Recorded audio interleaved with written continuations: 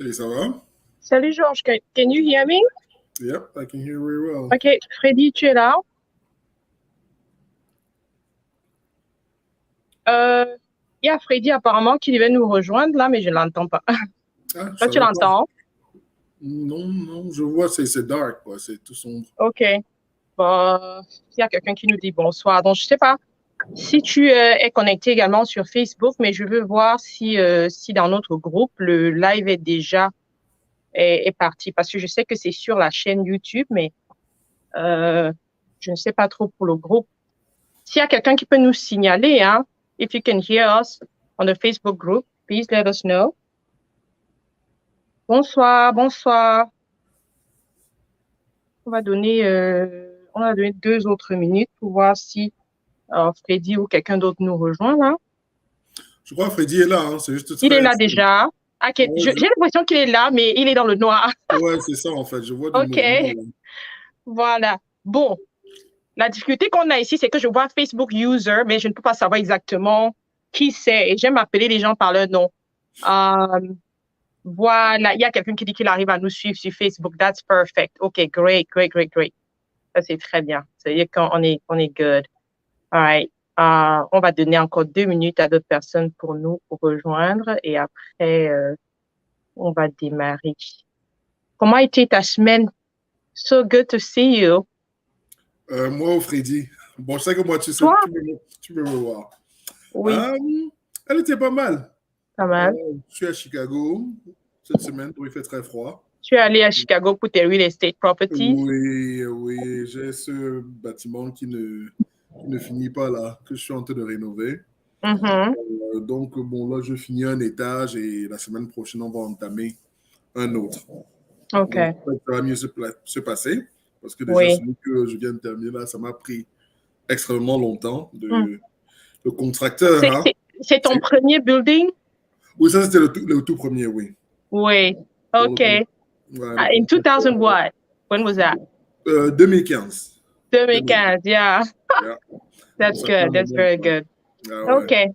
I think by now we should have. What time is it now? I can't see the Freddy, c'est time. toujours sombre, hein, je sais pas. Je crois, Chez, si chez tu es en Freddy, c'est voiture, 100. Yeah. OK. Et tu as un écho chez moi ou tu m'entends parfaitement? je t'entends bien. Hein. OK. Très bien. De toutes les façons, il va nous rejoindre à un moment donné. Ouais. Il y a quelqu'un qui t'écrit là, qui dit, il y a Becca Binyam qui dit que Eneo a frappé Freddy. This is so funny. Merci Stéphane de nous rejoindre. On a qui d'autre qui s'est joint à nous là? J'essaie de voir si je peux en même temps. I don't know. Si je peux en même temps voir les commentaires des Ils nous uns et joignent des sur, autres. C'est quoi? tellement rigolo. What do you say? Ils nous joignent sur quoi? On est sur quel... Bon, on est à la fois sur Facebook et sur YouTube et on a également.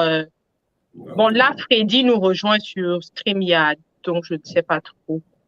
Ouais, je suis aussi sur StreamYard, quoi. OK, good. Donc, je Voilà. suppose Donc là, on a que... Linda qui nous a rejoint. Linda qui est spécialiste de l'assurance vie.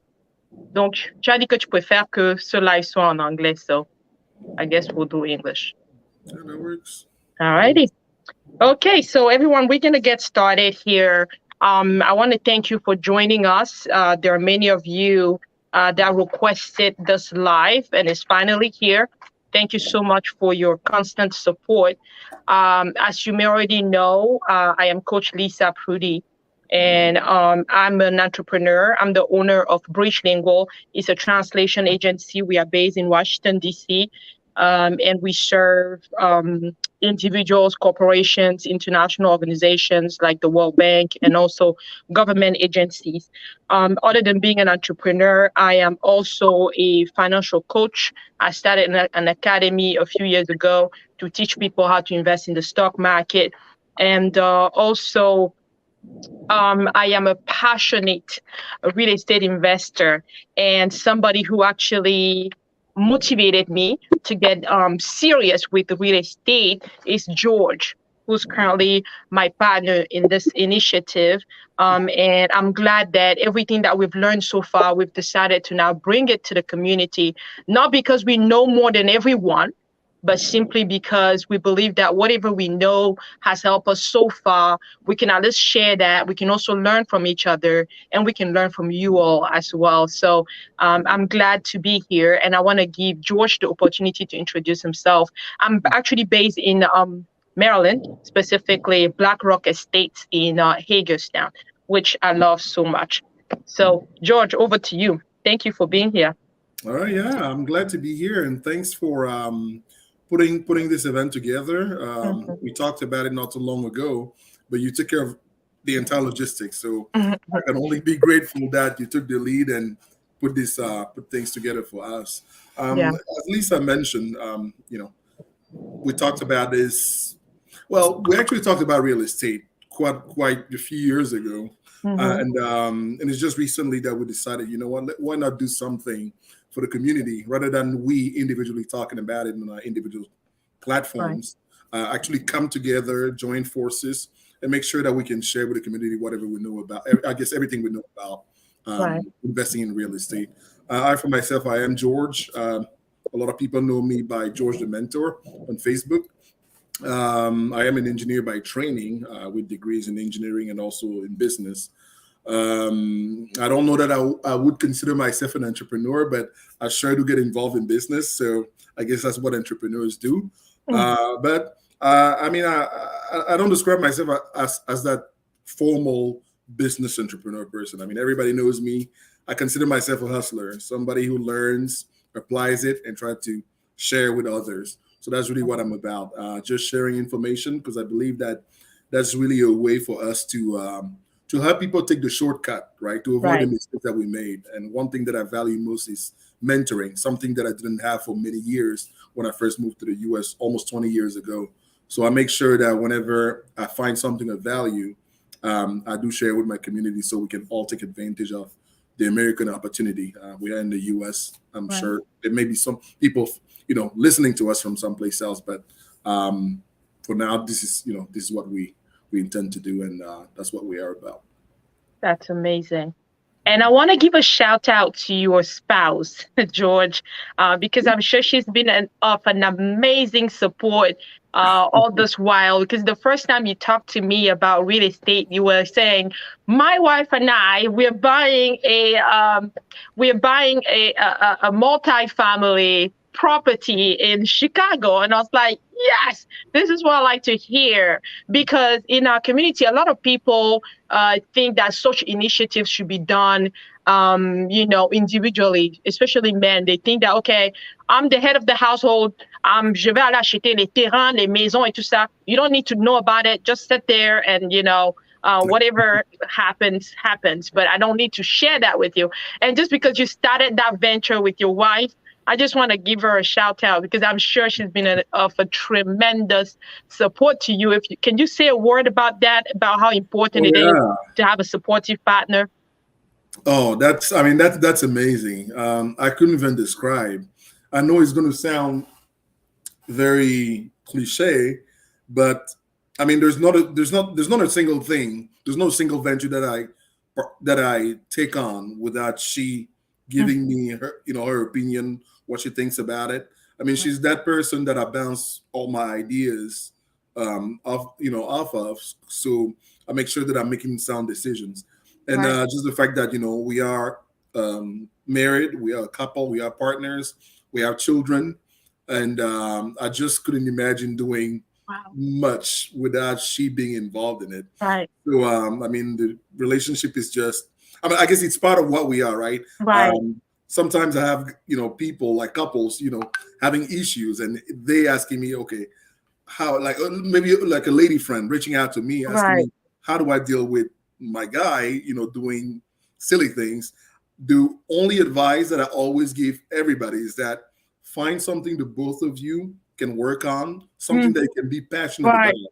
And the more you work on those things that you love together, I mean, trust me, those issues that you're having, you're not even going to have time to Mm. allow them to enter in your relationship. So That's right. I actually make it a point, right? I mean, there's no shortage of issues couples can run into out Mm. there. So not only for us, it's become natural, but we Right. actually make it a point to work together. Everything we do, the house we build, units that we purchase, the investments we make. We sit down, we actually enjoy it. So I wouldn't even say that we make it a point anymore. It's just natural for us to do it. So yeah, I couldn't imagine myself doing anything without she being involved. I mean, she's an integral part of everything I Wow. do. So That's amazing. Laura Christelle, that's her name, right? that's right. Yeah. Yeah, Laura Christelle, we thank you. Thank you for being that supportive partner to my partner in real estate here. And so I think it's something that we do not, as a community, we do not understand the importance of being the kind of couple that initiate things and do things together. And there's a lot of power behind that. That's why most power couples that we know about, whether it's Jay-Z and Beyonce, which is a completely different industry, they're like this, always doing things together. And that's what really makes them strong. And I think that's something we have to really learn. So thank you for that. And I want to give a shout out to my husband as well, who's been very supportive throughout this journey. Again, thank you for being here tonight. So let's take this opportunity to tell the people, those who are joining us now, why are we doing this? Why are we starting this platform, this initiative, Millionaire Real Estate Investor? Why are we doing this? So okay, I see that Freddie. I guess Freddie's not with us anymore. Yeah. Hopefully, he'll join sometime soon. Yeah, I mean, as I mentioned earlier, for me, it all started when I first moved to the U.S. Right? I mean, Yeah. a lot of us. I mean, I've been here almost 20 years. Today, I see the young people coming here with all the opportunity. I mean, it's a totally different world. Like, trust me, the opportunities that you guys have today, we did not have that when we first moved here. We did. All we We could do did is it. work, on campus, like 20 hours maximum. We didn't have, I mean, even Uber. I mean, I see people today who drive Uber and actually live a really good life, right? We did not have those things. No. So you are very fortunate. And yeah, like I say, for me, it goes back to when I first moved here. I mean, I know myself as a go-getter. I know myself as somebody, if you show me an opportunity that's sound, I'm going to go for it. So going through my first years in the US, not having that person who would actually guide me, towards those things that make sense, right? Because a lot of us, most of us, I would say, work hard, but we know it's not just about working hard, because you can be working hard on the wrong thing, right? I mean, in Cameroon, where a lot of us are from, you have the hardest working people. I mean, I wouldn't say that they work on the wrong stuff, because there's not that many opportunities. But if there were opportunities, you could easily say that they put that hard work on the wrong stuff, right? So it's about actually putting that effort on the right thing, the thing that's actually going to bring the at least the equivalent reward to the effort you put in. And that's the one thing that I missed for many years. So I went through all the mistakes you can make, right? This is me. I claim to be the person who's seen it all, done it all. And I often tell people the value of having a mentor is often the fact that you can actually avoid many mistakes that the mentor did. Yeah. Exactly. So we are here to help, to share whatever we discover, whatever we find out, we test it, we put it out there, and we help people take those shortcuts, right? We help people save money. Right. We help people avoid those mistakes that can be very costly.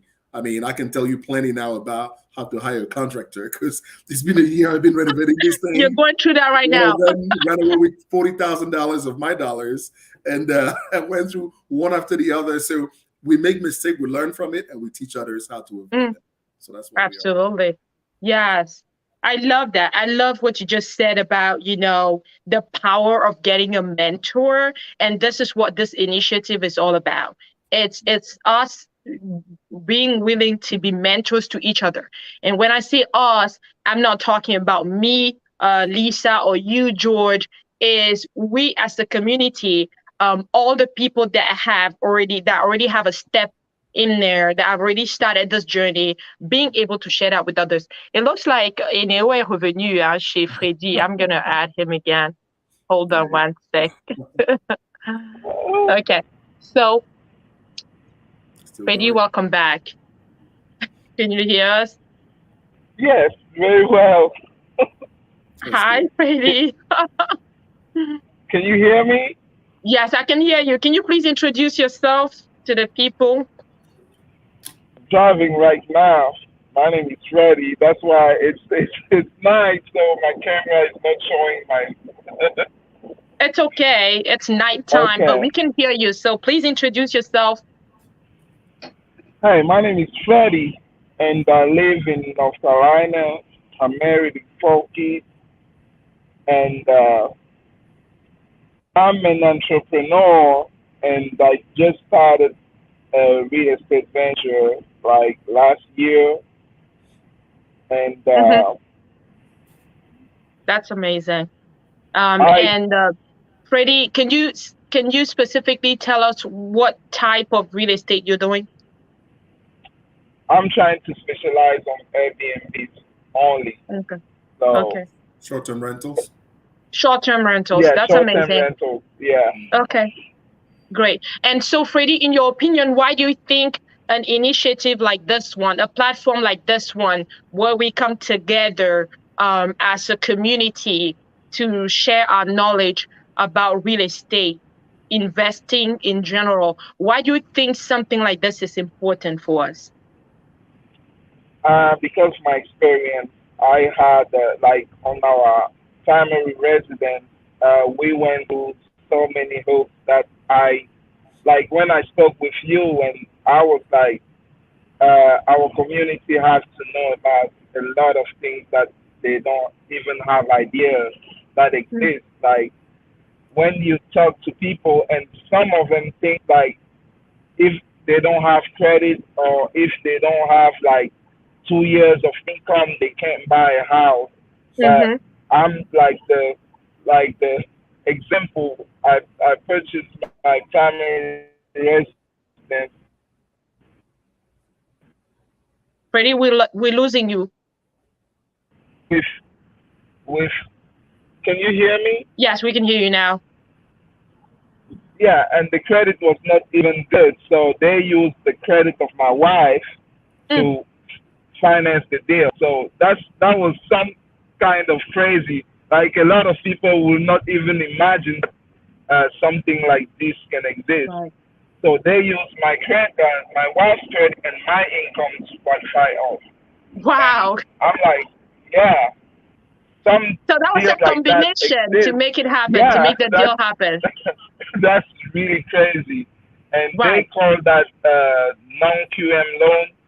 So it's basically based off your like bank statement. If you can Right. prove that like you have 12 months of solid bank statement, like Right. people, for example, like uh, a lady that's doing haircuts, like what do you call Mm-hmm. like A braider, yeah, yeah. graders. So they can't really prove their income even if they put their money in the bank and they don't report it like most of the business do. Mm, So you can qualify for that kind of loan, yes. and that's It's the called one a I bank use. statement loan. Thank you so Yeah. much, Freddie. That's so.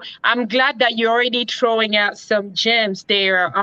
That's very very very good. And those are the kind of things that we'll be sharing in this group. That's the reason why we established this platform, because I had a conversation with George. I had a conversation with you, Freddie, and many other people, with Stefan and all the people that are out there investing in real estate. And one thing that I noticed was that you guys had that drive, that willingness to share the information, and I remember having a 1 hour 30 minutes conversation with Freddie. I think yes, about 90 to 95 minutes. We couldn't stop talking about the things that we can share with this community, and this is really powerful, and I just want to commend you guys for being selfless, because one of the things that people say about our community is that a lot of people have the information, they keep it to themselves. They want to be rich and then impress all of us and go to those events and pay for all those thrones and sit there like our gods, and nobody's telling us how they're buying those Ferraris. Nobody's telling us how they're buying those mansions. Nobody's telling us how they're buying all those Louis Vuitton and all that. But just being able to bring that information out and share that with the community. I want to thank you guys for that, for coming together with me to make this happen for our community. Because as we all know, 90% of wealthy people, billionaires out there, they became billionaires also because they invested heavily in real estate. We all know that. So there's no way around it. You can be rich, you can be wealthy, you can be anything you want. But if you don't have any assets in real estate, and I love something that George told me when I was talking to him, he said, one thing that our community needs to know is that there's a reason why it's called real estate, because it's real. Like you can walk around. Basically, when I'm feeling down some days, I just take my car and drive around, look at my buildings, and I'm happy to look at them. Exactly. I just go home with a smile, and hey, Lisa, life is good for you. Be grateful. Thank God for what you have right now while you're looking to have, some other things. So there's one thing about real estate is that it is real. So guys, thank you so much for doing that. George, thank you for doing this for so many years, for so many people individually, one-on-one, and today you're bringing that out now to the entire community. And whoever's going to take advantage of that, they're going to be, they're going to thank you later. And I just want to take this opportunity and tell all of you that are watching us right now, please invite somebody to join this conversation. Participate in the comment section. Contact us if you have any questions. Post questions in the group. This is our group. This is our platform. This is our community. We have one goal, is that we want to help each other build generational wealth through real estate. And that's the reason why we are here. So I want to ask you a question, George. I know that one thing that someone is going to tell you is that, well, I know you guys are talking about real estate and all of that, but I don't have money. How do you expect me to invest in real estate? And so I want to ask you this. What do you think are the main reasons why a lot of people in our community don't invest in real estate? To be quite honest with you, the statistics say that 80% of the real estate wealth is owned by white people. Is there a reason why our community is still slowly getting into real estate? What are the things that prevent people from getting there? I would say misconception. That's the main cause, right? That and Freddie mentioned that earlier. The fact that people assume that they cannot do it, they cannot buy real estate. They assume that you have to have a lot of money to purchase real estate, when in fact it's not the case, right? I'm actually going to go as far as saying that real estate is actually the simplest business anybody can get in, and the easiest way. Say that again. Become a millionaire in this country. I would challenge anybody. Give me 2 years of your time, right? And I say 2 years, that's just, I'll throw a number out there. And I can guarantee you can become a millionaire in this country. Guarantee that. I'm not going to speculate 99. No, I say 100%. Yeah. You just have to be willing to accept the fact that there are things that you don't know, and you have to be open, to accepting information and willing to also do it, right? Because being open-minded.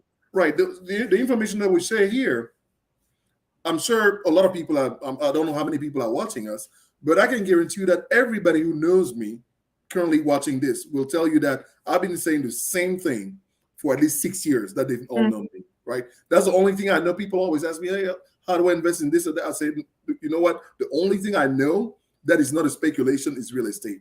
We can talk about the stock market. To me, I don't go there because you win and you lose, right? In real estate, you win.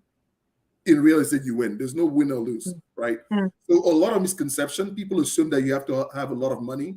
They assume that you have to have a high income.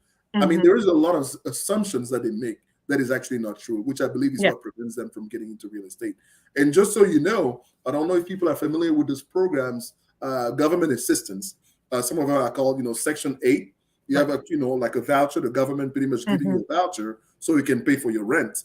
Even with a Section 8 voucher, you can buy real estate in this country, just so you know.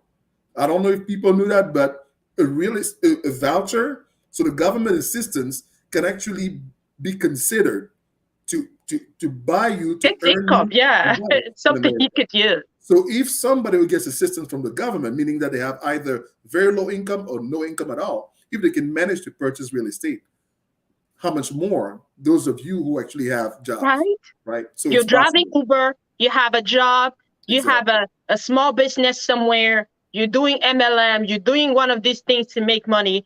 What is the reason why you're not joining real estate? And somebody in the comment section, thank you for your contribution, Bijou. Bijou said it's because we don't have the information.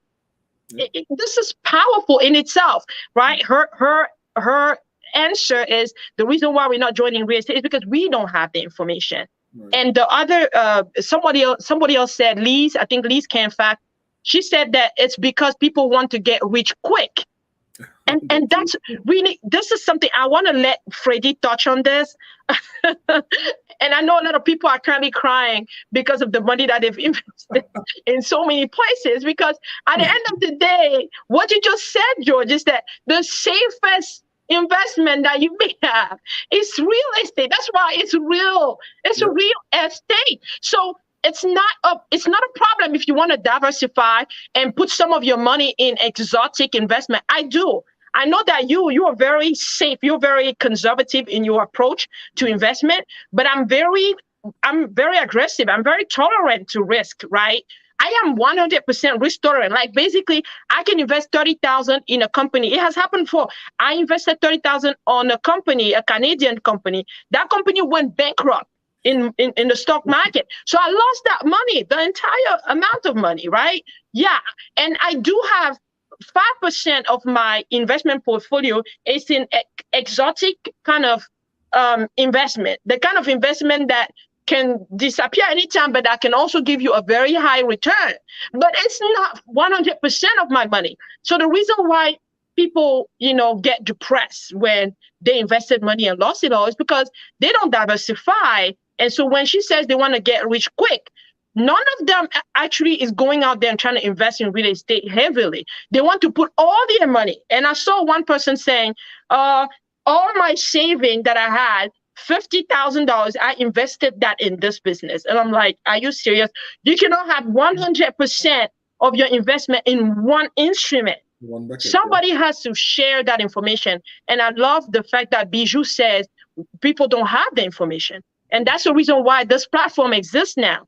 Because George, myself, Freddie, all of us, we want to share with you what we know so far. We don't know everything. We're still learning. I spend 2 hours every day getting more knowledge in investment, real estate, stock market, and everything else. So, Freddie, I want to let you weigh in on this. What do you think about, some of the reasons why people don't invest in real estate, and they're saying, oh, it's because real estate is pretty slow. So they're thinking average return for real estate is about 9%. When you look at an average out there, most of the time, some people make more than that. But if you have a cap rate of about 9%, it's pretty good. People think it's slow because they have promises of 60% return every month on some channels, some platforms, some investment. But is that a reason why you wouldn't invest in real estate? Freddie, tell us. I believe one of the reasons is also like people don't surround themselves with the right people.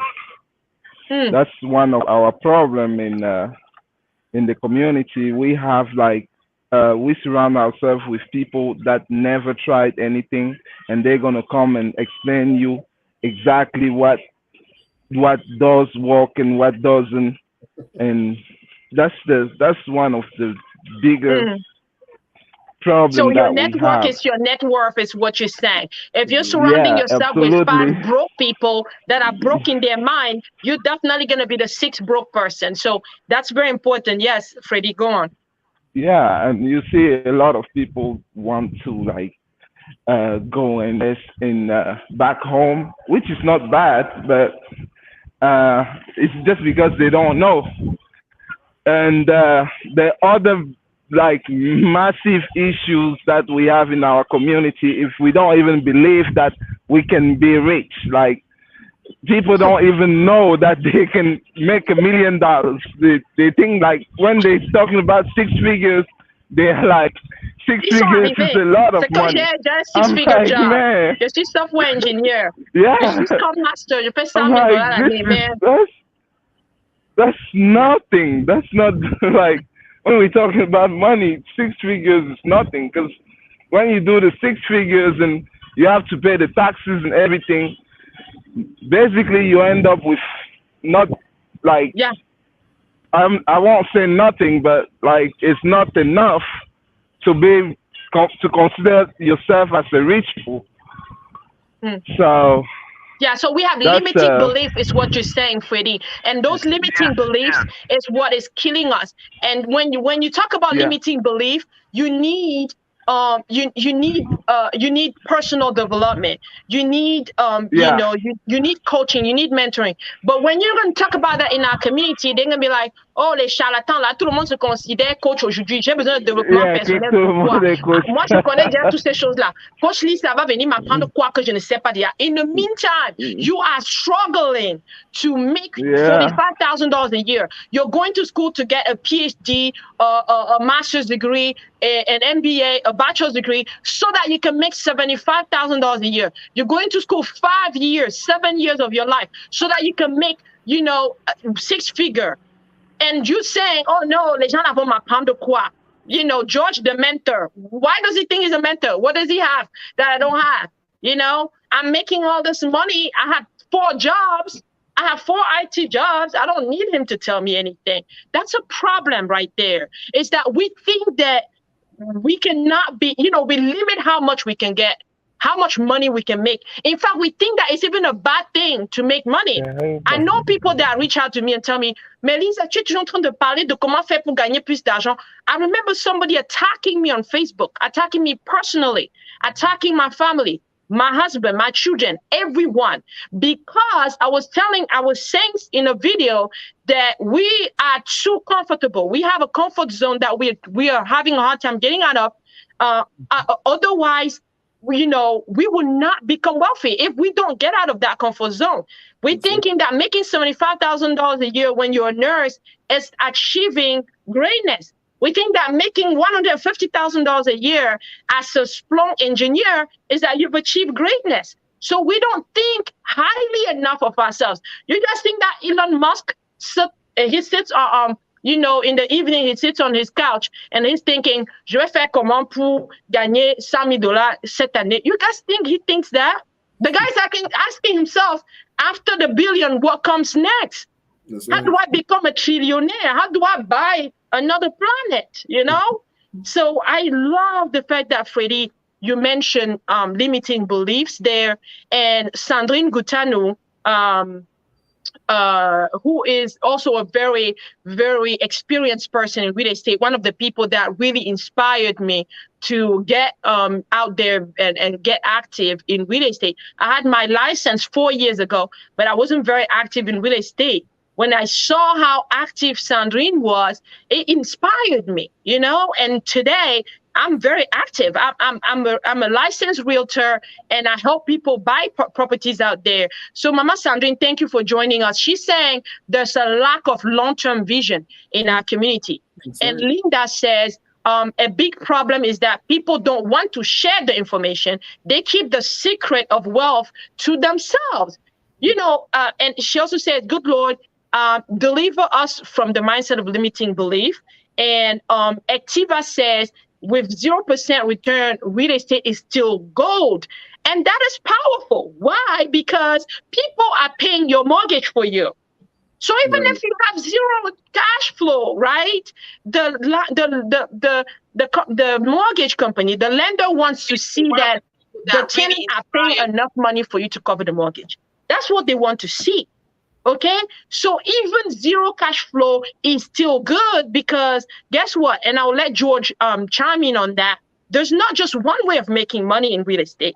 There are many ways of making money. The income or the wealth is not built solely from the cash flow. Am I wrong, George? There are other scenarios, other things that come to play in real estate that make you wealthy. Go ahead, George, and share that, please. I mean, there are so many ways. And one of the ways that's built in real estate that we actually often don't even think about it. until the tax person tells us about it, is depreciation, right? So depreciation actually helps you in cutting your taxes. That's something that happens automatically. You don't have to do anything about it. So depreciation of the asset is actually one thing that makes you save money. And we can get into those details later when we have another session where we Right. We will. We'll get into those details. But I just wanted people to understand that, you know, in real estate, like Ativa said, it's not just about the cash flow that you're getting. And that's where people get it wrong, is that they want to make 25%, 50% return in real estate before they think it's a good deal, simply because they have a lot of incentives out there from other platforms that are telling them, invest money here and you're going to make this percentage every month or every week. And so they're attracted to quick gains. But in real estate, you also make money from appreciation. You know, other than the fact that you're getting that cash flow, you have depreciation that you're claiming on your taxes. You're claiming the taxes and the interest that you're paying on those properties, on your taxes, all that, you're getting those deductions. That's why when you're doing your taxes and you're renting a house, you are going to probably get a tax refund, yes, but somebody who actually owns a house is also getting money from the interest that they paid on their house.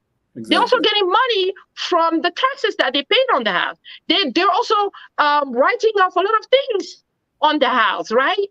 And you also have that appreciation that over time, the property gains more value. I'm unable to share my screen right now, but my first property in the United States, I bought it for $200,000. And I put down 3%. So, George, I don't know if you can tell me what 3% is, or if somebody can tell me in the comment section, what is 3% of 200,000? Lead Campaign says principal reduction plus cash flow plus appreciation plus tax reduction. It's it's close to 20% yearly. And you're right, Leeds. So people are only looking at what is the cash on cash return. They're only looking at what's the cash flow I'm getting every month. Right. You know, they're thinking, oh, si j'ai mis $50,000 pour acheter une maison de $200,000 et que je vais avoir seulement $1,000 de cash flow tous les mois, that's nothing, because if I put the 50,000 in the stock market, I'm going to get 1,000 every day. Okay. Can you look at the stock market lately? I teach the stock market. I invest in the stock market, and I've been doing that for years.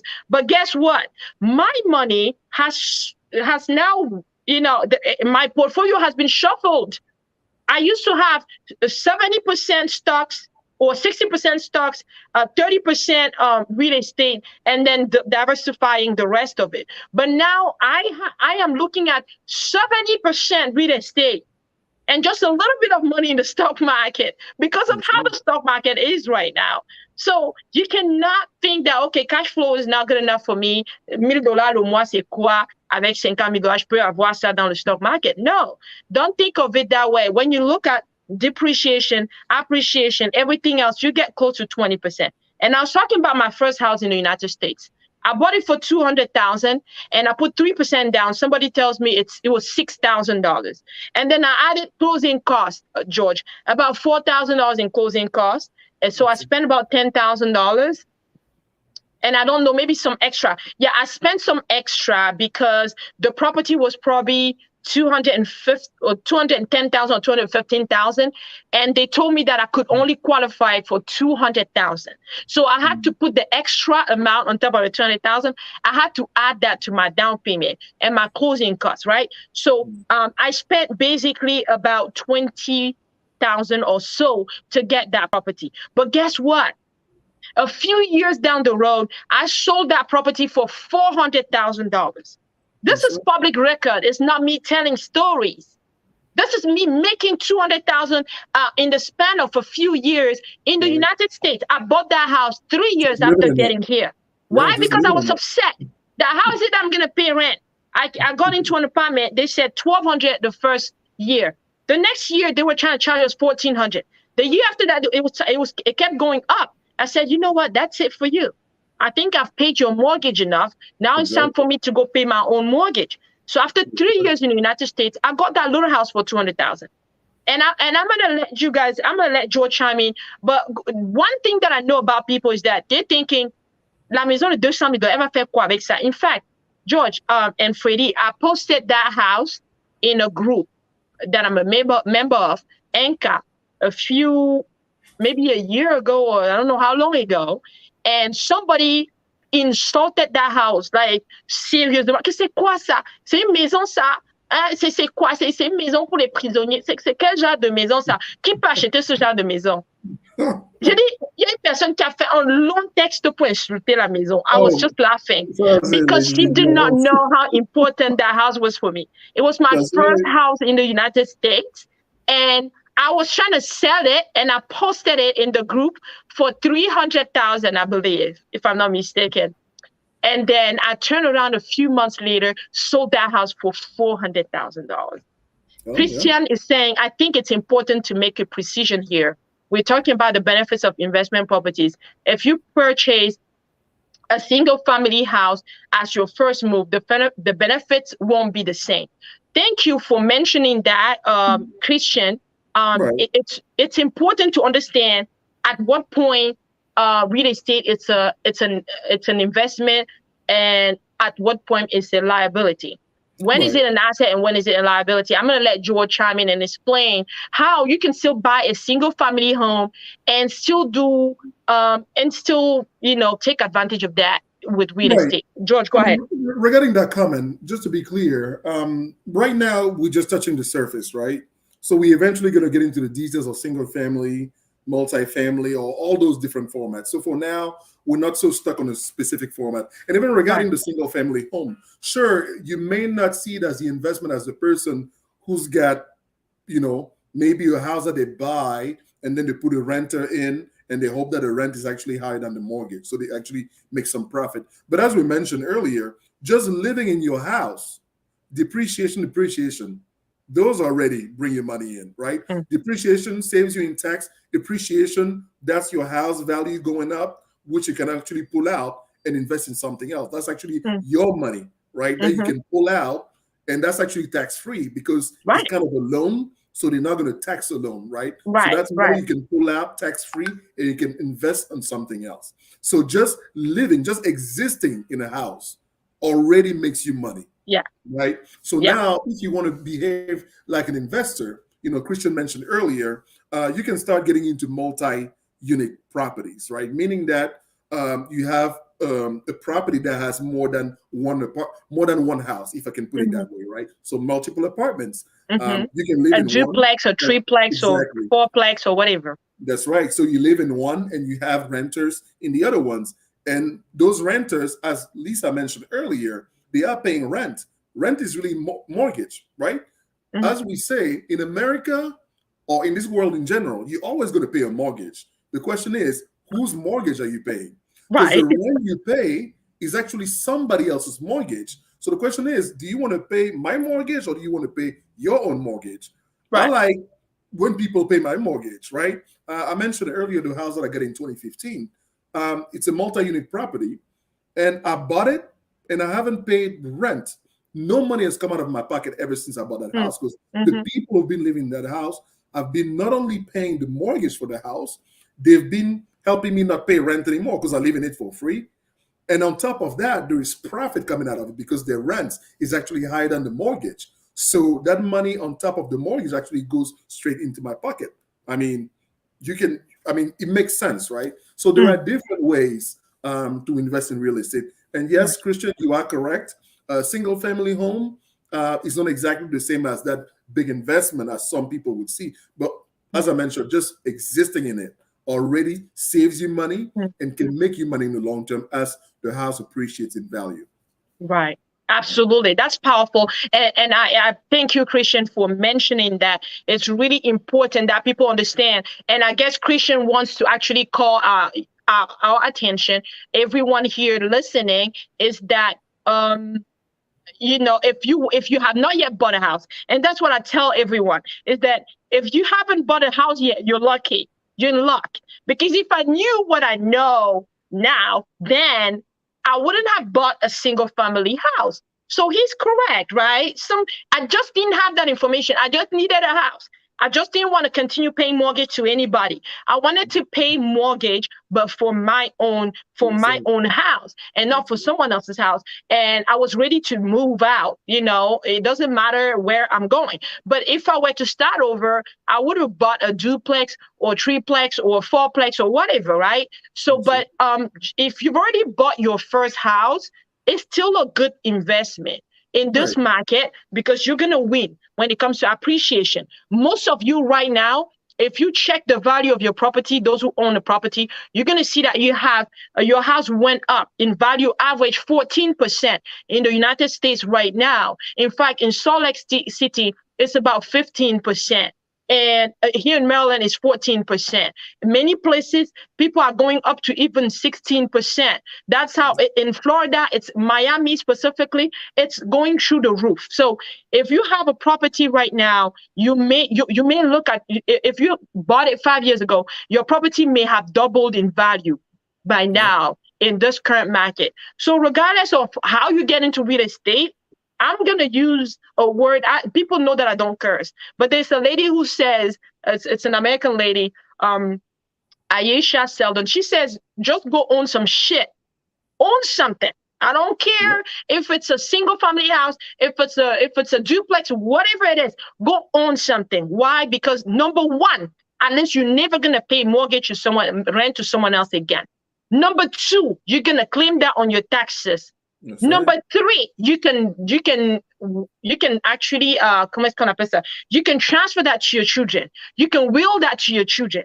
Okay, your children can actually inherit the house. Can your children inherit your rental? In fact, when you die, if you were living in the house with the children, they'll be kicked out unless somebody's going to be paying for that, right? So they could at least, if you own the house, they can get some roommates or whatever to help them pay the rent. Okay, so somehow, even if what you have is not a multi-family property, you can still use Airbnb. A friend of mine told me that she makes $70 profit every night on one bedroom that she has in her 3-bedroom house. Okay, she's a single mom. That's a good income. Est-ce que quelqu'un peut calculer ça? $70 fois, let's say she's only doing 20 days per month, right? That is what? That's $1,400 already. That's her mortgage. Paid by one room in her house that she's putting out for Airbnb, for travel nurses because she lives close to a hospital. So there's a way for you to do, to hack your current house. There is a way for you to still make money, right? So just go buy something. I don't care what you buy. Achète un truc là dehors, So I want to give you the opportunity, George or Freddie, one of you, to tell the people how they can get involved in this process. Because again, we're not going to sit here and act like we know everything, like we know it all. We don't. Sandrine Gutano, who's currently adding some contribution in the comment section, she's an expert down there in North Carolina. And Freddie, probably Sandrine, but you guys have to meet each other. You guys will definitely you guys will be great to talk to each other, because I'm sure there is a lot that you guys can achieve in North Carolina. If I'm not mistaken, that's where you are, right, Sandrine? I know for sure Freddie is in North Carolina, but there's a lot that and the community can learn from you over there. You can assist them to buy a house, to sell a house, or let's just to give them some advice. You did give me advice. You gave my junior sister advice. You give advice to a lot of people.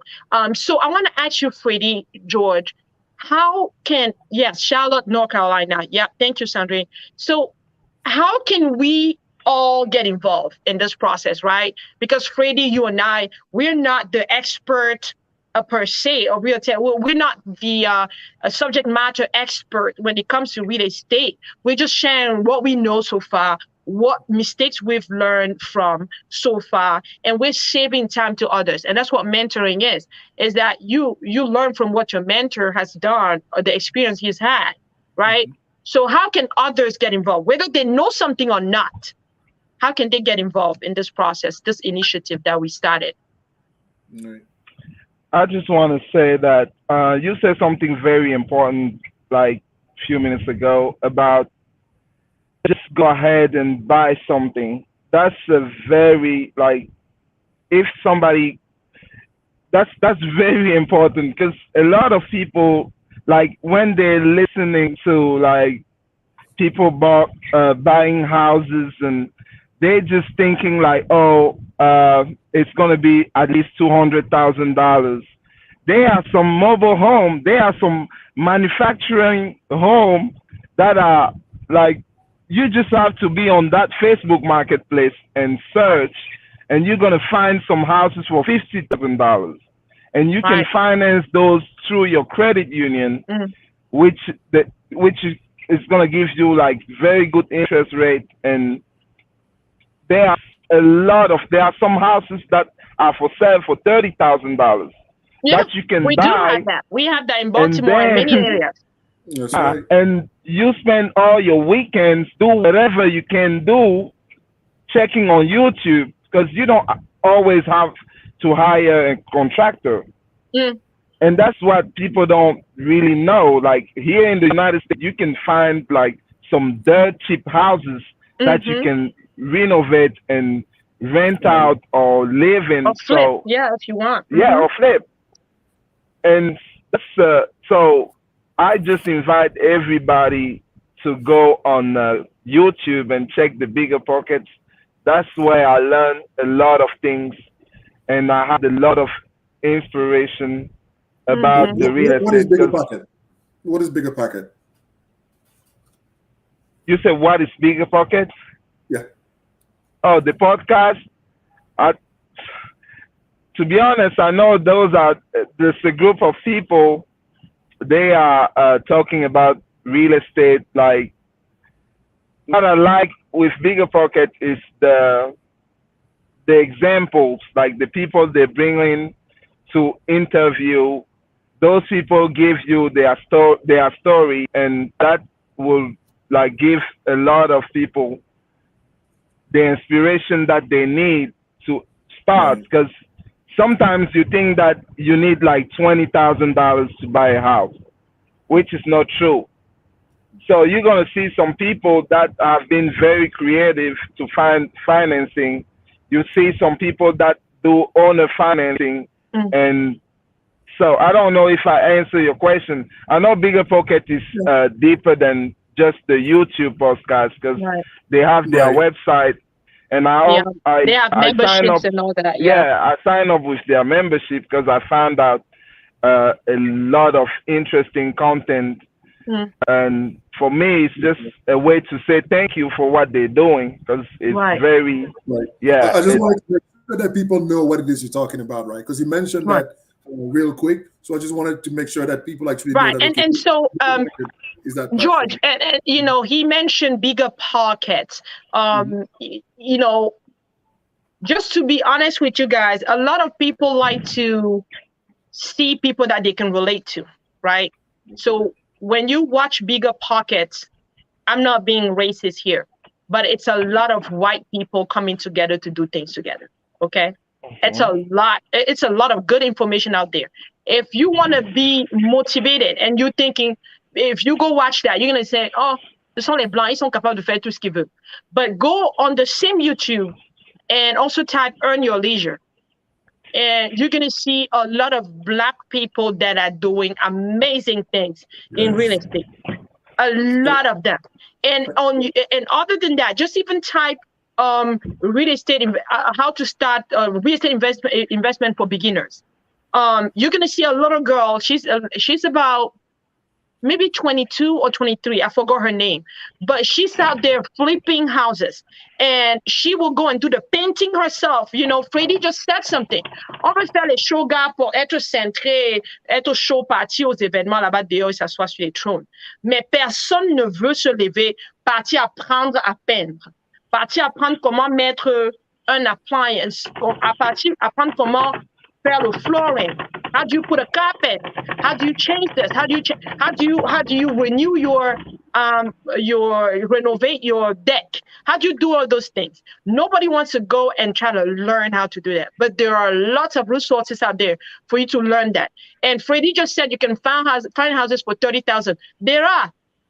As Yeah. we speak, if you go on my website, Prudence .wafo at cbrealty.com, and just type houses for sale, you're gonna see you can filter from the cheapest one to the most expensive one in your area. You're gonna see houses that are like $25,000, $30,000. You can take the houses and then try to work in the house yourself. Try to fix certain things yourself. Learn how to fix those things. Unless those are things that require a licensed contractor to take care of them, in order for that to, pass inspection and be compliant to all the codes and everything. If it's just basic things like painting or changing this or changing that, if you can learn how to do that, you will be ready to flip your first house. And Yeah. after flipping that first house, you can now build that practice, repeat. That's what they call the Yeah. Burr method, where So you when buy, you say flip, though, you renovate, and then you can actually sell and repeat the same method. So after that, you can have a lot of money to buy the building that you want or whatever. But there's a way to start in real estate. There is a way for everyone. right? Would you mind defining what flipping is? Because you mentioned that, Yes, but flipping. I'm not Yes, sure everybody. flipping. Really, just it's just to be a buy and sell 'em, to be clear. Like really buy and sell 'em. To be basic, is that you buy a property cheap, a property that has a lot of upside or that has a lot of potential, but it's in bad condition. It needs renovation. It needs rehabbing. It needs some what they call tender loving care, some TLC, a few things, cosmetic things here and there that you need to change, right? And then you take that, you change it. The house that I bought for 200,000 when I first arrived in the United States, that house was bought before by someone for something like maybe 125,000, or I don't know, but it was maybe less than that. But I'm sure the person put less than $25,000 in that house and sold it to me for 200,000. But when I got in the house, I fell in love with the floor. Why? Because he decided that the wow factor when you enter that house was going to be the floor. And it was a beautiful floor. I have never seen that floor anywhere else after that house.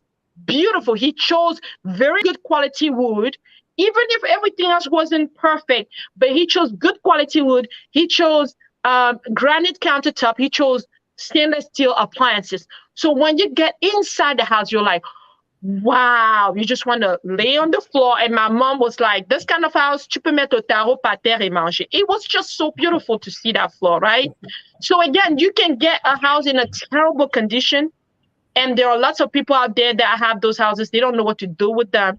You can reach out to them, get the house, renovate, sell, make money, repeat, and then get enough money to start buying houses and renting them out.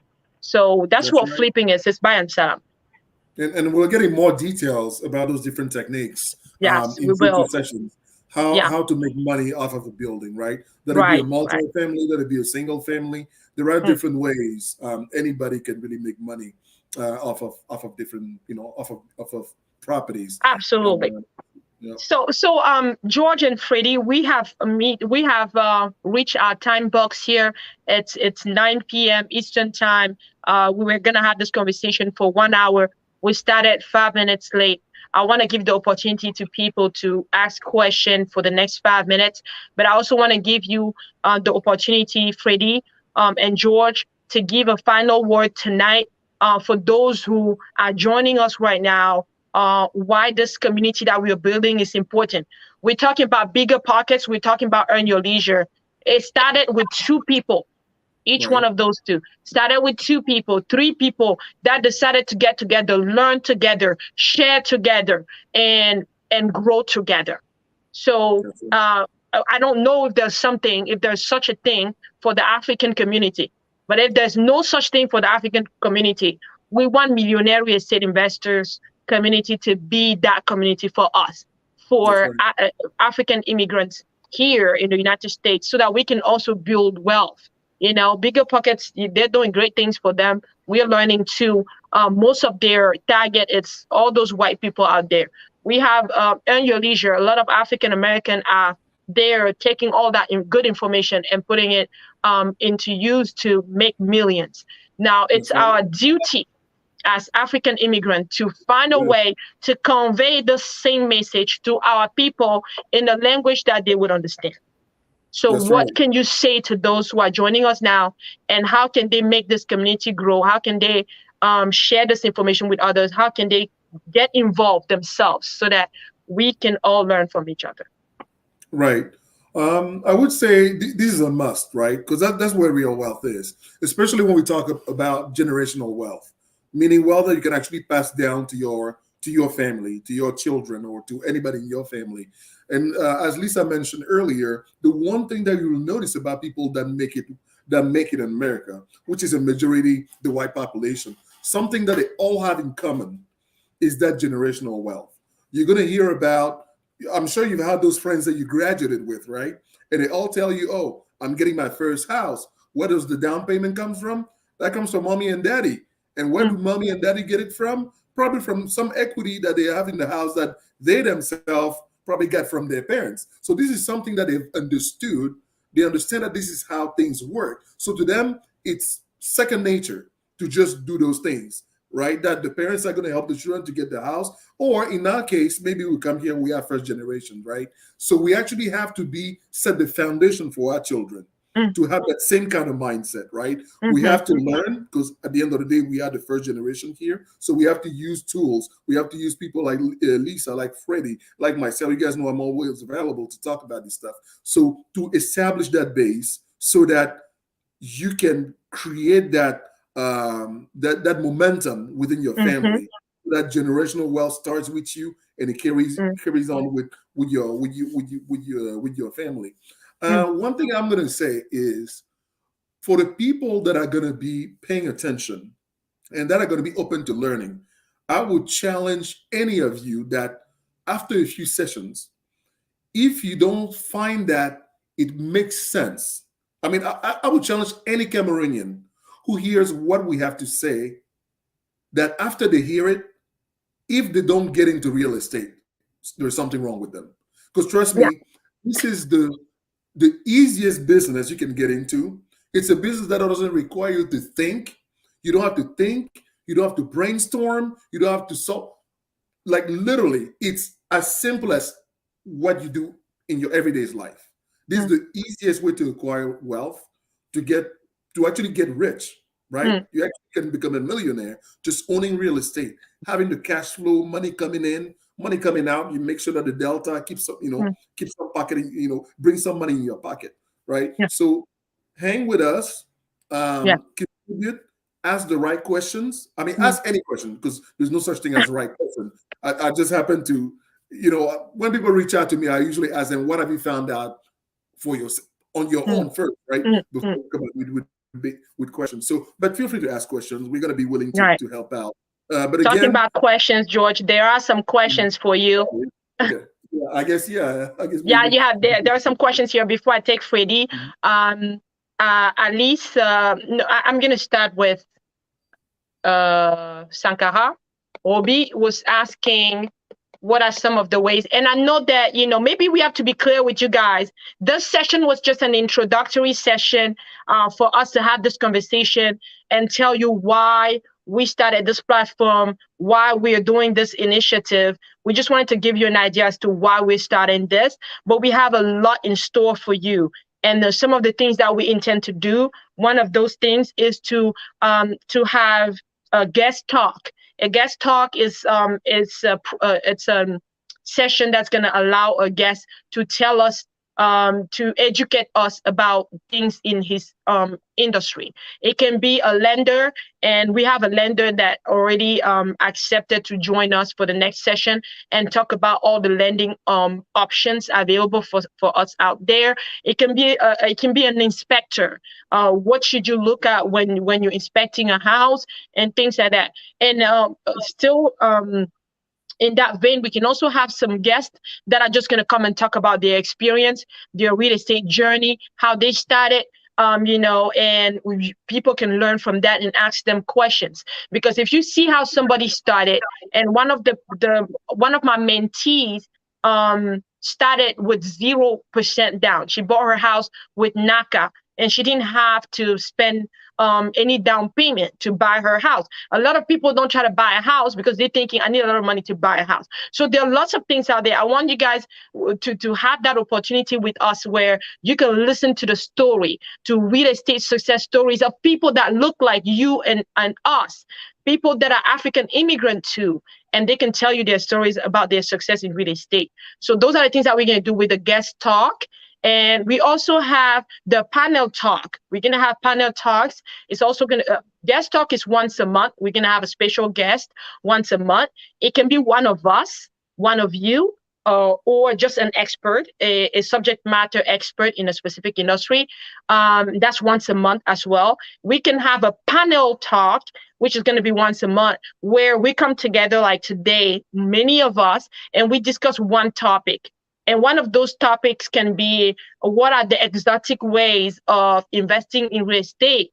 Like, how do you get other people's money to invest in real estate other than the traditional method that people use, which is to go to a lender and put 20% down or 3.5% down, the conventional loan or FHA loan and all of that. Remember, George was talking about something today. He mentioned owner financing and things like that. Did you know that somebody can sell you a house and also finance that house for you? Did you know that there are so many things out there that we're going to learn together?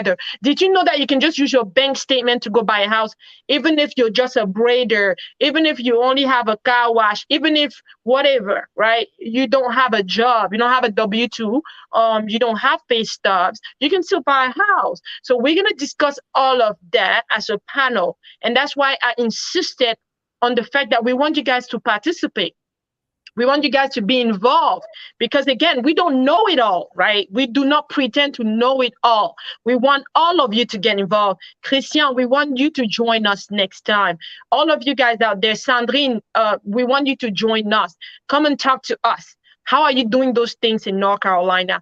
Let's all get involved and pour all that information in our community so that at the end of the day, comme disait George, if you have listened to all of us, you've heard our success stories, you've heard our struggles, you've heard the mistakes that we made, you've heard everything that you've done, we've told you, and you still decide not to invest in real estate, then something's wrong with you. Like George said, something's wrong with you. We're going to meet you a few months from now when you're crying about, oh, j'ai mis tout mon argent là-bas et c'est parti. Yeah, we'll meet you at that time, right? Because it's going to happen if you're looking for a get-rich-quick scheme. Go invest wherever you want, but real estate is real, right? You want to diversify, make sure you have some real estate. So those questions that you're asking, guys, we're going to answer them. We're going to tell you all the ways that you can make, you can invest in real estate, how you get your first real estate property. In fact, George and Freddie, our first panel discussion will be, what's the process? How do you get your first property in real estate, whether it's investment or just to live in it? What is the process from A to Z? That's going to be our first panel discussion. And I'm promising you guys that we're going to answer a lot of questions during that time. And I think one person also mentioned, it was Roby, should I take a home equity loan to go invest in real estate? Take home equity loan from my current home to go invest in real estate. I can give you the opportunity, guys, to answer that. But again, that's some of the things that we're going to answer in the future. Freddie, do you want to answer that or George? I can take it. Go ahead. Okay. The home equity, that's what they call HELOC. It's right. Basically, if you decided to take that, make sure, I think it's going to be better to do a cash out refinance than the HELOC, because the HELOC has like the interest rate that you paid is based off if you use the money or no. If you cash out refinance, it's going to follow on your mortgage for another 30 years.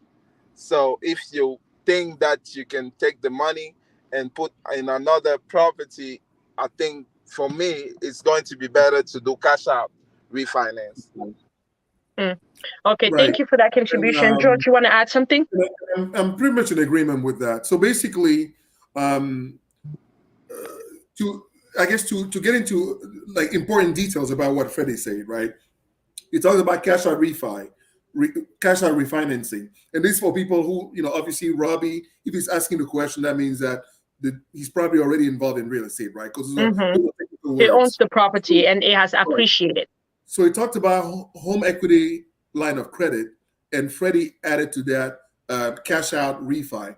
So home equity line of credit, basically, you have a home, and a bank appraises that home and determines the value for the home.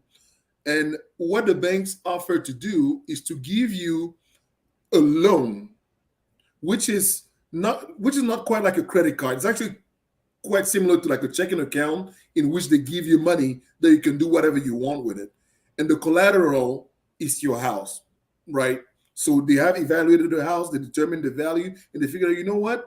For this value that your house has, I can actually give you this amount of money that you can do whatever you want with it. So now what happens is that you still have your mortgage in your house, but now you have that loan that the bank gave you. Your mortgage has a rate, and that loan also has a rate which, by the way, is not always fixed. So that rate can actually change. And the bank That's the danger. can actually ask to repay that HELOC just about any time. Of course, there are some rules. When you sign the papers, they may say, okay, for like the next 7 years or whatever. But the bank can always come back and ask you to repay it earlier, or can actually change the interest rate. So you can find yourself actually paying a higher monthly bill than what you did when you first got that loan from them, right? Right. Whereas the cash out refi, you're pretty much getting a new mortgage, right? Yeah, with a new amount. That's right, a new amount. So that amount consists of what? The amount that covers your house and that loan that the HELOC would have given you. So the HELOC separates your mortgage from the loan they give you. Whereas the cash out refi, they just mix both those loans into one with one interest rate, right? So you pay one mortgage, yet you have cash on the side that you can do whatever you want with it. And that cash is part of that mortgage that you're going to be paying for the next 30 years. Yeah.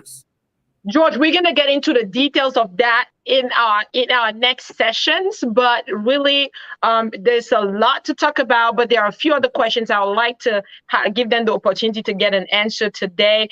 Freddie, not Freddie, but Ruby, you can reach out to us after this live and we can discuss, and see what the best options are.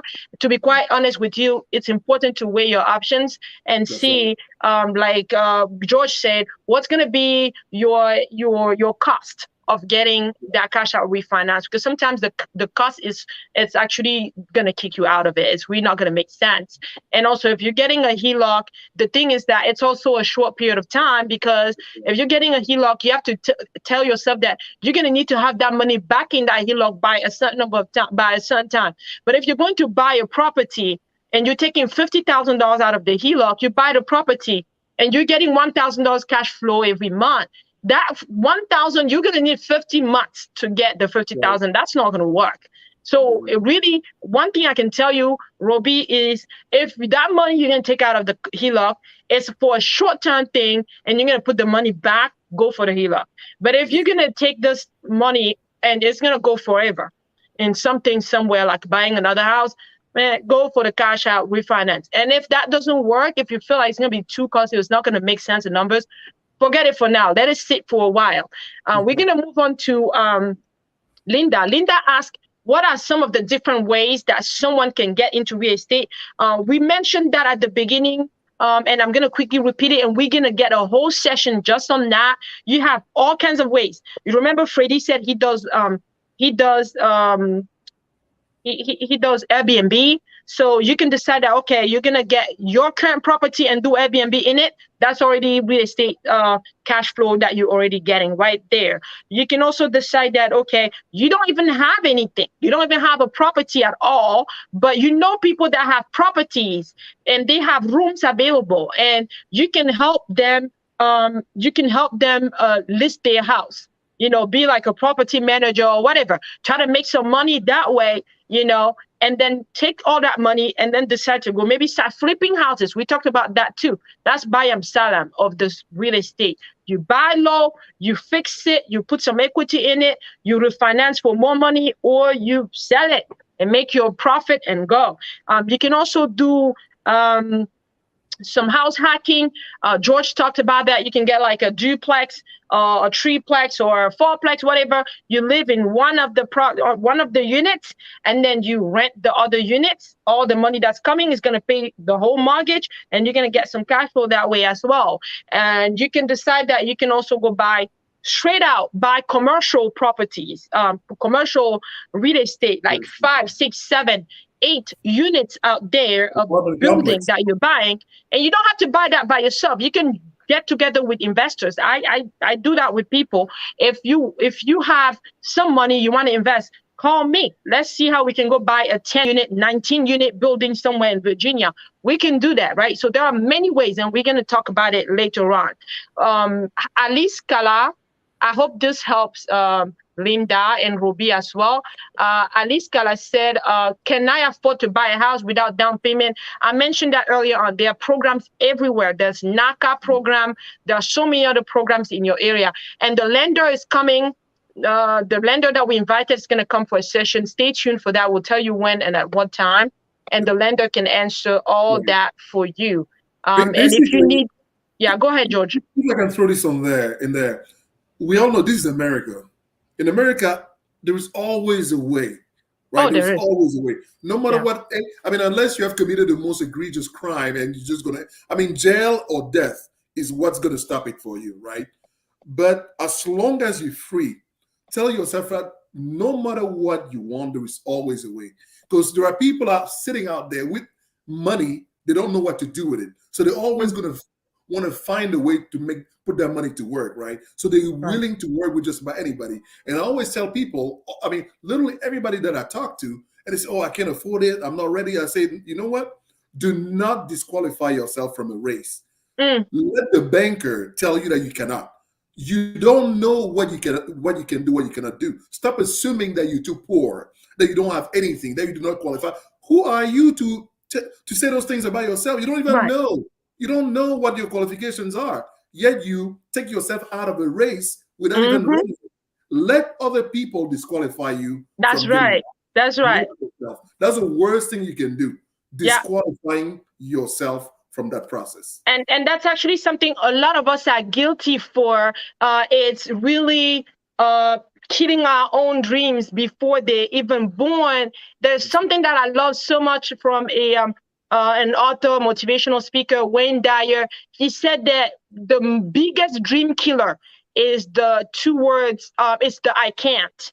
A lot of people like to say I can't. Same for Les Brown. They say the but and the I cannot. Those are, if you can make sure that you never use those words, if you're facing a situation, ask yourself, how can I? No, I cannot. How can I?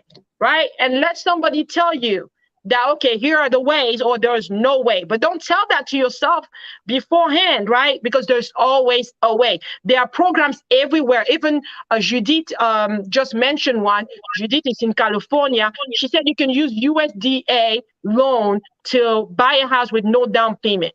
They have specific requirements. They want to see that you have consistently been putting some money, saving some money every month. There are some habits that they want to see. That even NACA and all of those programs, they want to see that every month when you take your salary, you're not trying to go buy all the Gucci's out there. You're not trying to go buy all the nicest things out there, but you're saving consistently $500, $200, whatever amount every month in your account. They want to see that you've been at the same job for 2 years. There is a history there. They want to see that wherever you work or whatever you do, whatever business you do, that you have a 2 years history that you can show consistently that you've been doing that. You have bank statements showing for 12 months what you've been doing. All of that. There are ways, right, for you to get into real estate, even if you don't have a dime, especially if it's your first property. There are ways, okay? So please reach out to us privately. We don't charge you for this. We would be happy to help you based on our availability, because we have a lot going on for our own lives as well. So reach out to us if you have any questions. But the lenders will be coming next week, and you can ask him The lender will be coming. You can ask him more questions. Délibération says, please, in French, also for Canadian people. Oh, I'm so sorry. Canada is bilingual. I'm sorry for the Canadian people. I think that's about it. I don't see any more questions here, but I want to thank everyone that contributed. Thank you. Roby says, plus the new interest rate was too much for the cash out refinance. On va en parler après. Okay, yes, definitely. On pourra en parler après. For those who are asking, okay, Philand asks bankers, how those people get on my nerves. Well, man, hate the game. Don't hate the player. Everybody's out there, trying to do their best in what they do. I used to feel that way too, but I don't hate the lenders anymore. I try to have a conversation with them, and different lenders have different policies, right? One of the lenders that I've worked with said the maximum number of properties that you can buy is 7 or 6. I don't remember. And then another one said the maximum you can buy is 5. Another one says if you have a 720 credit score or more, the maximum you can buy is 10 properties with your Social Security before it becomes something else. So lenders are different. They have different programs and different policies and everything. You talk to one, doesn't work out for you, go talk to another one. Reach out to me, ask me. I'm going to give you the contact of my lender. I love him. In fact, I'm bringing him to you guys next time so he can talk to you. And at the end of the day, in this business, your lender is going to be your best friend. Like the lenders, you don't like them because you don't do business with them. But at the end of the day, these are the people that are going to qualify you for the loan. I would just I actually just responded to Philand's comment that the lender is my best friend. I mean, right before this call, I was on a 4-hour call with a lender because I talked to her about 2 properties. I don't even know where they are, those properties yet, right? But I know I want to buy 2 properties at a good rate. So I called her today. We were on the phone for 4 hours. She did some simulations with different prices, different locations and stuff like that. And she actually locked me today with 2 great rates before the Feds, because the Federal Reserve is supposed to increase the rates next week.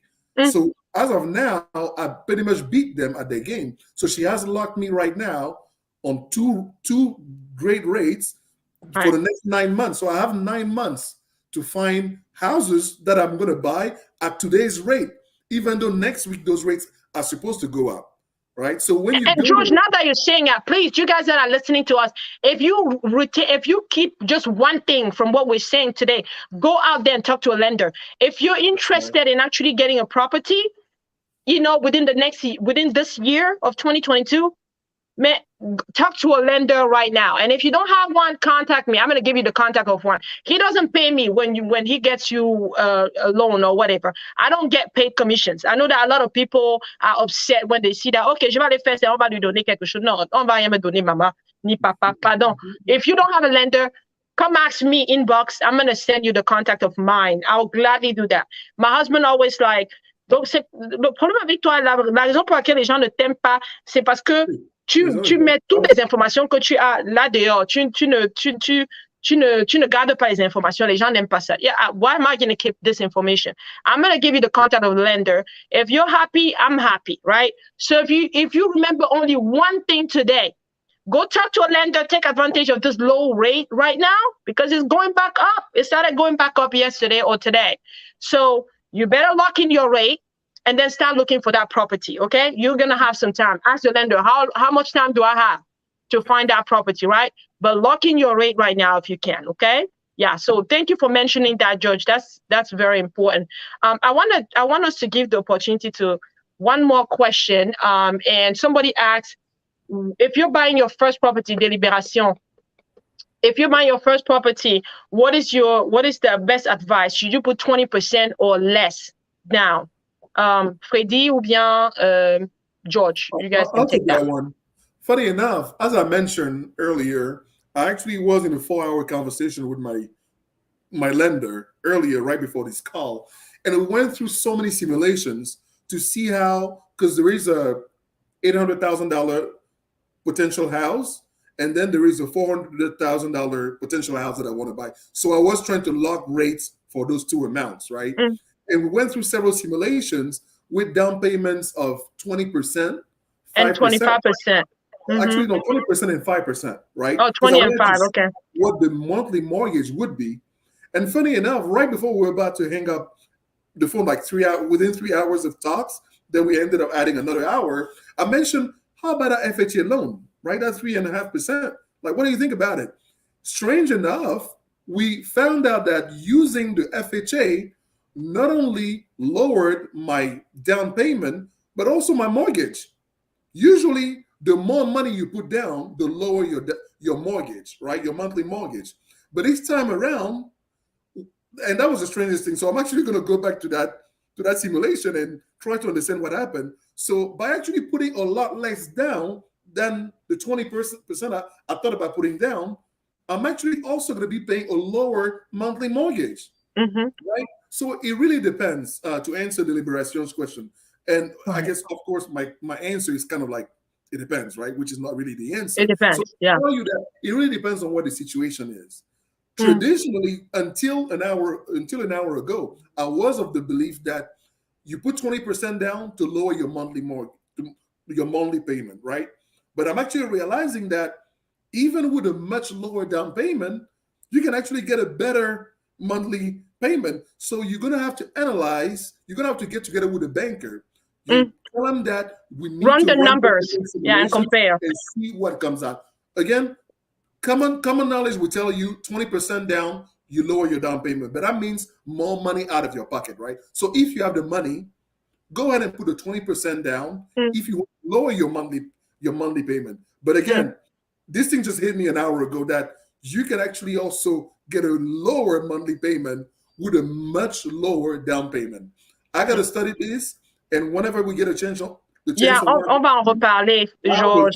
C'est pour ça on va rassembler assez d'informations. Au fur et à mesure qu'on apprend des choses, on va partager avec vous. Au fur et à mesure que vous aussi vous apprenez des choses, venez partager avec nous. Faites un post sur quelque chose que vous avez appris. Demandez à faire un live vous-même sur quelque chose que vous avez appris.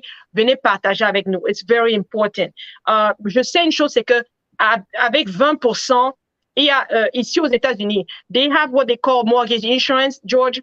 At least for sure, at 20%, you have no mortgage insurance. But guess what? There are some loans that are out there that are less than 20% that also have no mortgage insurance. It depends on what kind of loan you're getting and from what lender you're getting it, right? I spoke to a lender a few days ago who was saying, if you have someone who cannot show income, who cannot show their bank statement or their W-2 or pay stub or whatever, we have a way of qualifying them for a loan solely based on the cash flow of the property. So if you have a property and it's already occupied, the tenants are in there, the lender actually considers that as income. So there is a property being sold at $150,000, and that property, there's a $2,000 monthly rent coming out of it. The $2,000, the lender is going to consider that as your income. That's what they're going to use. They don't need your pay stubs. They don't need anything. It's a different kind of loan, and they can take 15%, and they would not, you're still not going to pay mortgage insurance, but the rate will be a little bit higher. You can take that first and then refinance later or exit later, whatever you want to do. But there are many ways of financing a property out there. Now, 20%, if you want to think, you don't want to think like an investor. You're just buying a house. It's your first house. You're going to live in it. You're not trying to go buy investment properties or rental properties. Okay, if you can afford 20%, put 20%. That's going to reduce your monthly payment, right? But the only problem here is that if you're going to be an investor, you're buying your house where you're going to live. Why don't you put the minimum required, which is 3.5%, right? And then use the rest of the money and go buy an investment property where there's already tenants, where it's tenant occupied, and then use the extra money for the down payment for that property. Now the tenants over there are gonna pay every month. You're gonna use that cash flow to pay your current house, to pay the mortgage where you live. I tell people I live in almost my dream house, not exactly my dream house yet, but I don't pay mortgage. Because some of my tenants, they don't have a bank account. They're hardworking Americans, expat immigrants that don't have a bank account, right? but they work and they get cash. They only have cash. And the only way that they can pay is to come and give money. So once in a while, somebody's going to come and knock at the door and give some cash. Whatever money they're giving, it's going to pay the mortgage. I don't need to pay my mortgage. So why would you take $50,000 and go put all of that in your primary residence when you can put $11,000, 3.5%, and then take the rest of the money and go buy an investment property? So think twice. But guys, we're going to discover a lot of things as we go by. We're going to conclude in a few minutes. Christian says, George, you probably got a lower monthly payment because it was a different program. If you only qualify for a conventional loan, for example, then putting 20% or more is better because it cuts the PMI, therefore lower your monthly payment. I agree with you, Christian, but partially. Why? Because from 20% already, there's no more PMI. You don't need to pay more than that. I've spoken to somebody who told me, I want to pay 30%. In fact, a friend of mine said, I'm buying this house. I'm trying to put all this money so that I can put 40% down. And the person was calling me from Chicago. And I was like, why you have to put 40% on a house where you're going to live with your wife and your kids? He's like, well, I have this IT job now, and I don't know what the future holds. So in case they fire me, I don't want to have a high monthly payment. And I was like, is that a reason why I got to put 40% on a property? No. If this is going to be your primary residence, what I would do, I'll put 3.5% down, which is the minimum required.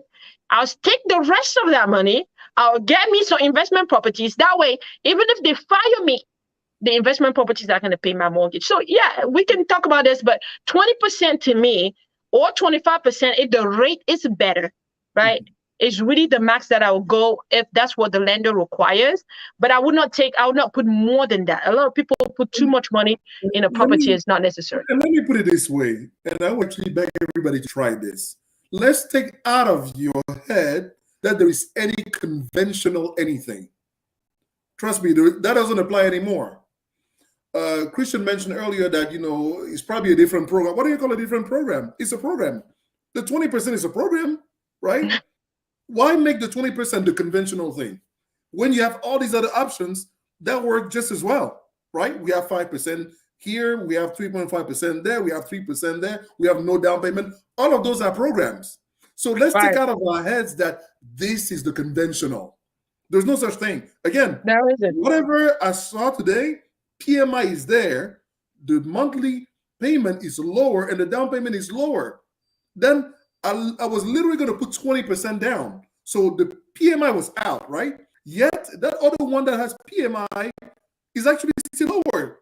Again, I'm a numbers person, so I got to go back and understand what happened. But it just happened an hour ago. Right. So, and that just tells me again, all those things that we so used to thinking as conventional. There is no such thing as conventional in America. All of those are programs. That's it.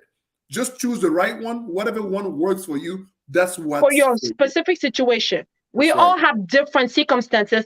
You guys heard Freddie earlier. Freddie told you he had to use his bank statement for 12 months to qualify for a loan, right? He was paying rent. Do you think it would have been better for Freddie to continue to pay rent? Or is it better for him to get his bank statement and get a mortgage and start paying mortgage instead?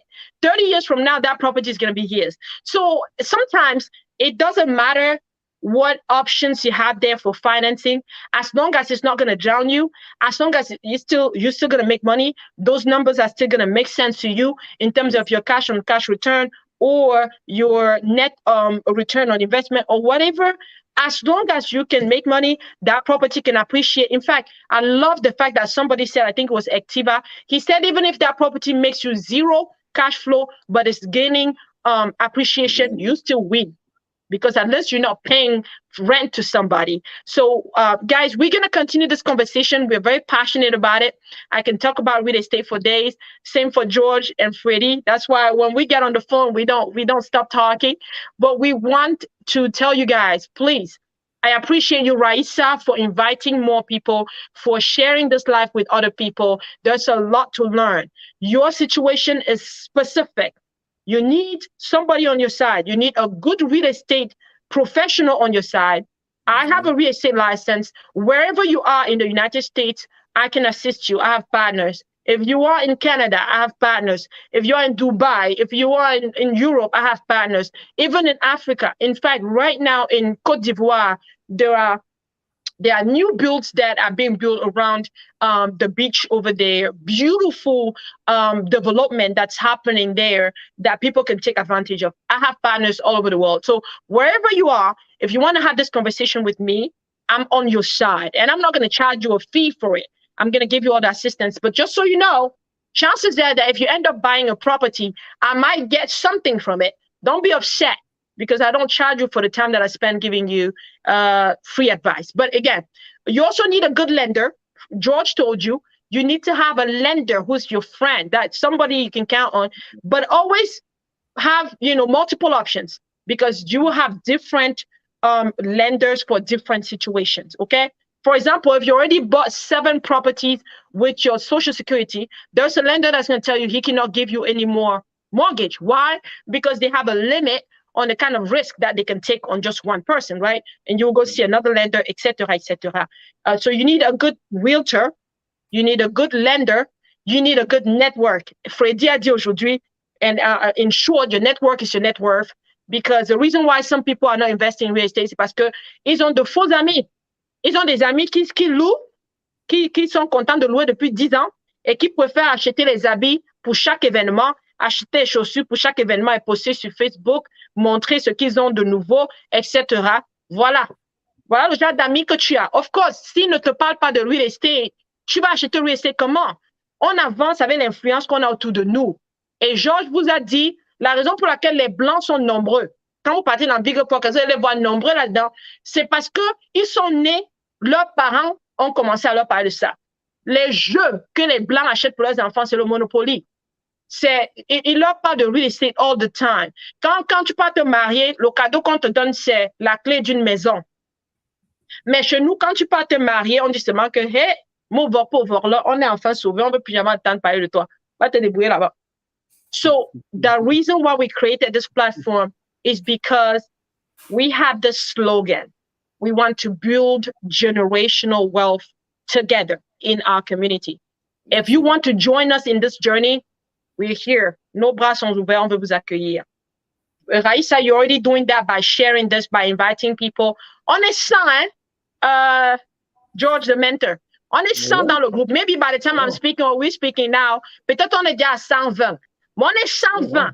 Sauf que demain, quand les gens vont aller investir dans des choses qui ne sont pas real, comme le real estate, et qui vont commencer à pleurer, c'est là on va voir qu'il y a 400 of them crying. C'est là on va voir qu'il y a 600 of people crying, right? Mais entre temps, on est 100 ici. So I want to commend you guys. Je vous dis merci. Je vous félicite parce que vous avez décidé de ne pas être dans un club Congossa maintenant quelque part, en train de suivre un live sur le Congossa et la vie des gens. Mais vous avez décidé de venir ici pour améliorer votre vie, pour partager ce que vous connaissez, pour apprendre également. Et ensemble, nous allons réussir. We're going to build a prosperous community. I'm pretty sure of that. Donc, merci encore à vous tous. George, Freddy, merci pour votre temps. I know you're busy. You're out there working hard on your properties and all of that. I appreciate you taking the time to be with us. Merci encore. Et pour ceux qui demandent, oh, Beka Binyama joined the group today. Thank you for joining the group today. Invite all your friends to join the group. Even if they live in China, invite them to join the group. I don't care where you buy something. Buy something, man. That's right. Buy something. I don't care where it is. Même si tu achètes ça dans, je sais pas moi, au Kosovo, ou si tu achètes même ça en Libye, or wherever, just buy anything somewhere. Freddy a dit même si c'est manufactured property, comment tu appelles ça, les mobile home or whatever, just buy something. Okay? Right. Yeah. Babette Beauté dit qu'elle vit en Chine. Thank you for being in the group. So, ça, c'est pas un groupe pour les Américains seulement. Nous parlons de ce que nous savons pour l'Amérique. Mais si vous voulez nous parler de ce qui se passe au Canada, you're welcome to do so. Vous voulez nous parler de la Chine, de l'Angleterre, come talk about it. Nicole, je sais que tu es au Canada. Amène-nous un expert du Canada. Let's do this together, guys. Quelqu'un a demandé, George, how often are we going to have live sessions? Tu m'avais dit quelque chose. Tu veux répéter ça? Tu avais dit que c'était en fonction de quoi? I guess I don't remember. On a Ça veut parlé dire en que fait de ça veut l'intérêt dire la fréquence des lives, c'est en fonction de la demande. It's what you voilà, de said. l'intérêt voilà, que les Tu as gens dit, parlent. we're going to start with once a month, and then Right. we're going to see if people are interested. If you show That's right. interest, we can have this conversation more than once a month. But for now, it's once a month. Once a month pour le panel discussion comme ça, and then once a month for the guests that we're going to invite. And we're going to have a lender coming soon. And then another thing that we have that George and I and all of you, if you're interested, we also want to be hands-on. We want to be on the field. We want to see what you're doing. So very soon you're going to see some videos. We want you to also go and subscribe to the YouTube channel of Millionaire Real Estate Investors. We have a YouTube channel as well. You can go and subscribe there. We're going to have content. I might go follow George on his journey of renovating the multifamily property that he's working on right now. It might be him, it might be Christian, it might be Stéphane, it might be Freddy, it might be any of you, right? We want to go on the field and see how things are being done and follow someone in their journey and learn from that. So, encore une fois, merci à vous tous. Merci de nous avoir rejoints ce soir. C'est la fin du live. Ça va rester enregistré. You can come back and watch it anytime. Share it with all the people that you think want to have a different conversation other than gossiping and other than following all the trend on social media, that want to have a really serious conversation about building wealth. Partage avec eux, OK? Il y a des gens avec qui tu vas partager, vont même t'insulter comme mon ami. Moi, je vais faire quoi avec ça? Je suis bien là où je suis. Tu n'as pas besoin de te casser la tête. Envoie à ceux qui veulent avancer avec leur vie, OK? So, guys, Biban Zulu, le panafricain, tu nous rejoins trop tard. Merci Thérèse. Merci à vous tous de nous avoir rejoints ce soir. À très, très bientôt. Je vous reviens avec les détails pour le lender, OK? Donc, je posterai bientôt le jour et l'heure pour le lender. Je pense qu'on a... Quelqu'un dit quoi, là? Il y a une personne qui dit, tu ne te rappelles pas m'avoir dit de perdre un peu de poids. Hey, Babette. Tu as raison, hein? Peut-être. I don't know. We can have this conversation another time. Bonne soirée à tous. Bon week-end. À très bientôt. Bye. Bye.